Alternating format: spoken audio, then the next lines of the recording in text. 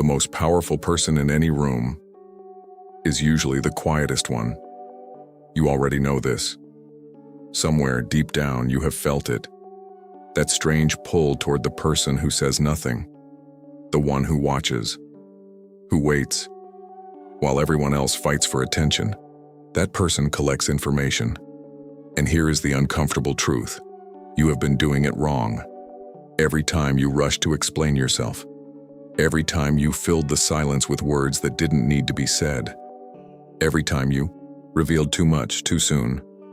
You gave something away, and most people will never realize what they are constantly giving away. But there is something even more unsettling than that.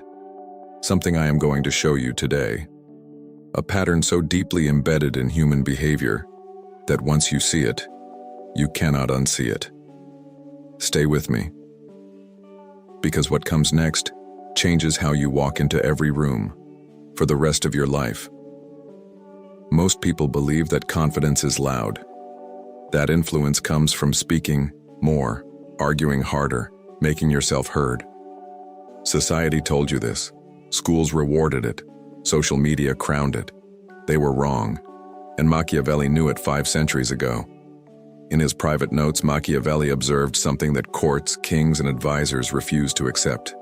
The man who controls his tongue controls the room. Not the man with the sharpest argument, not the one with the loudest voice, the one who speaks last, or sometimes, not at all. Here is where it gets uncomfortable. The need to speak, to explain, to defend yourself is not strength. It is a biological alarm. It is your nervous system telling the world, I am uncertain, I need approval, I am afraid of what you think. And here is the detail that changes everything. Other people feel that alarm signal, even when they cannot name it, even when they are not trying. They feel it. And the moment they feel it, the dynamic shifts. Silently, invisibly. You lose ground without saying a single wrong word. What you are about to learn is not a communication tip. It is not a productivity hack. It is a complete rewiring of how you operate around other people. 7 psychological principles, rooted in Machiavellian strategy, backed by what we know about human behavior, each one building on the last. Each one on its own is already powerful.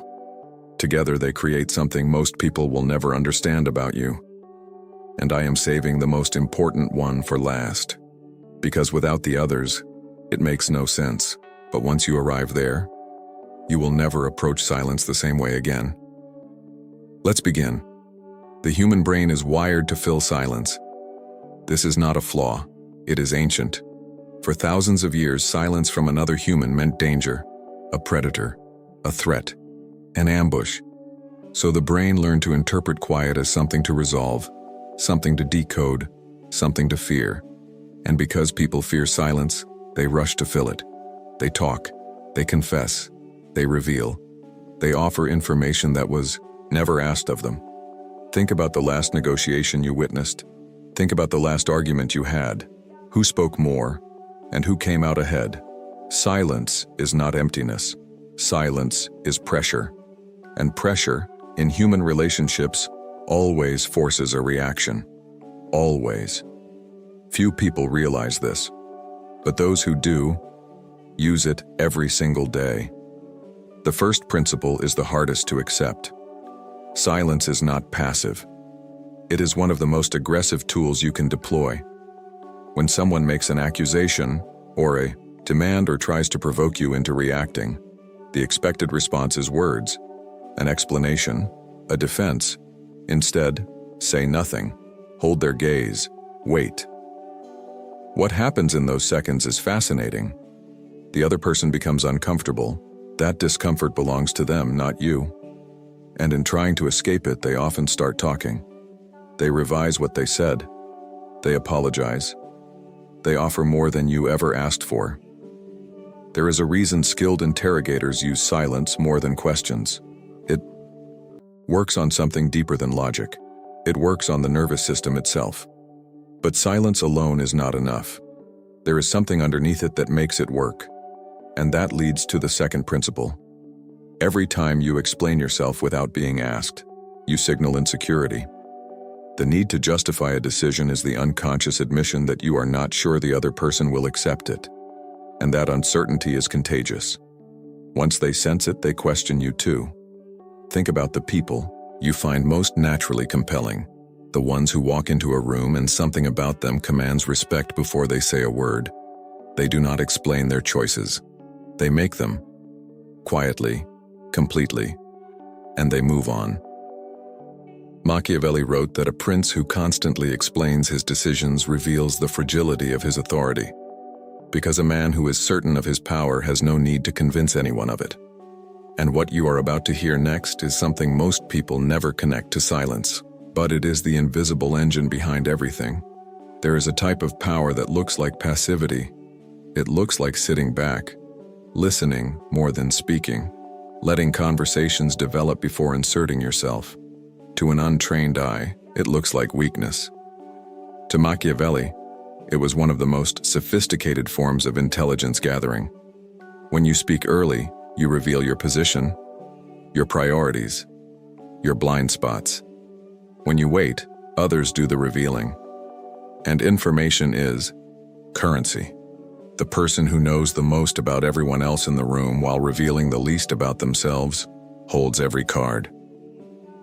There was a CEO known for sitting in silence during the first 20 minutes of every meeting. He never explained why. But the people who worked with him for years noticed something. He always seemed to know exactly which problem mattered and which argument was theater. He was not slow. He was collecting. But here is something even more profound happening beneath this behavior.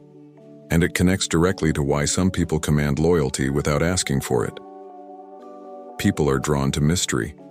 This is not an opinion. It is evolutionary. The unknown activates curiosity, and curiosity creates attention, and attention creates influence. When you reveal everything about yourself quickly, you give people the answer before they have had time to be fascinated by the question. This is why the most magnetic people in your life are rarely the most transparent ones. They share enough to connect, but they always seem to hold something back. Not because they are dishonest, because they understand that a person who can be fully read can also be fully dismissed. Control your narrative, not by lying, by choosing what you share, when you share it, and to whom. Every detail you offer voluntarily reduces the sense of your depth. Every detail they have to work for increases it. And what most people miss is that this principle works just as powerfully in reverse, which is exactly where the next principle begins. When you push back against someone directly, you create resistance. They dig in. Their ego gets involved. They defend the position not because they believe in it, but because they have said it out loud. The moment words leave someone's mouth, they feel ownership over them. But when you stay quiet and let them keep talking, something different happens. They run out of conviction. They fill the silence with elaborations that weaken their original point. They sometimes argue themselves into agreeing with you, completely convinced it was their own idea. This is not manipulation. It is patience weaponized. And the quieter you are, the more power you hand back to yourself, without a single confrontation. But there is something still deeper operating here. Something about how your silence makes other people feel. And that is where it gets psychologically uncomfortable. Here is one of the most counterintuitive truths in all of human psychology. When someone cannot read you, they do not assume nothing. They project. They fill the blank with their own imagination. And the imagination is almost always more impressive than the reality. When you are quiet in a tense moment, people wonder what you know. When you do not react to provocation, people wonder what you are capable of. When you smile without explaining why, people construct stories. Those stories make you larger, more significant, more powerful than you might actually be. This is why charismatic leaders throughout history cultivated deliberate mystery, not because they were hiding something devastating, but because they understood that the human mind builds statues out of what it cannot explain. And what I am about to show you now is the one thing that ties everything together. The principle I promised at the beginning. The one that makes all of this not just a strategy, but a way of being. Every principle I have given you until now has been about other people. How they react, how they perceive you, how they project, how they fill silence, how they talk themselves into corners. All of that is real. All of it works. But here is the turn. Here is the revelation that changes what all of this means. The real reason to master silence has nothing to do with other people. When you stop compulsively speaking, when you stop reflexively justifying, when you train yourself to hold stillness under pressure, something happens inside you that is more valuable than any external power you gain. You start to hear yourself think clearly, without noise. You notice the impulse to react before you act on it. And in that gap, in that tiny space between stimulus and response, you discover who you actually are. Not who you are when you are being watched. Not who you are when you are afraid. Who you are when no one is waiting for your answer. Machiavelli understood this at the deepest level. He did not write about silence only as a political tool. He wrote about the man who has cultivated enough internal sovereignty that the world's noise does not move him. That man does not need to perform power. He simply has it, because he has found it inside himself. And what happens when a person reaches that level is something most people will never experience. But you can. Imagine walking into the most difficult conversation of your life and feeling nothing that needs to escape. No defense forming before you are attacked. No words rushing up from anxiety. Just presence. Complete, undeniable presence. The other person speaks. You listen. Not to respond, to understand. When they are finished, you wait 1 second longer than feels comfortable, and then you say exactly what needs to be said. Nothing more. Nothing less. That is not a technique. That is not a manipulation tactic pulled from a psychology playbook. That is the result of having done the inner work, of having trained your nervous system, your ego, your fear of judgment, to be still. The people in your life will notice the change before they can name it.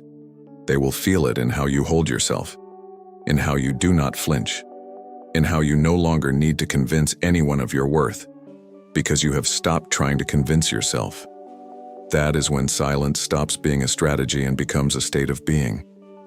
Machiavelli spent his life studying power in its rawest form. He watched princes rise and fall.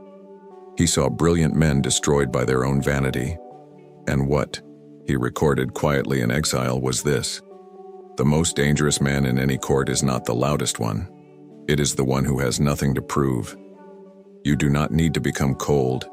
You do not need to become distant. You do not need to become someone you are not. You only need to stop leaking. Stop giving energy to reactions that deserve none. Stop spending words where silence would serve better. The world does not reward the most talented. It rewards the most composed. And now I want to ask you something. Not for a like, not for a comment. Something that actually matters. Think about the last time you spoke when you should have stayed silent. Think about what changed because of those words. What would have happened if you had simply waited? What did you gain by speaking? What might you have gained by not? Sit with that question. Let it be uncomfortable, because that discomfort is the beginning of the work. And the work, as Machiavelli knew, is never finished. But those who begin it become something different from everyone around them. If something in this resonated with you, there is more where this came from. The next video continues where this one ends. And if you know someone who needs to hear this, send it to them without saying a word. Let that be the first practice.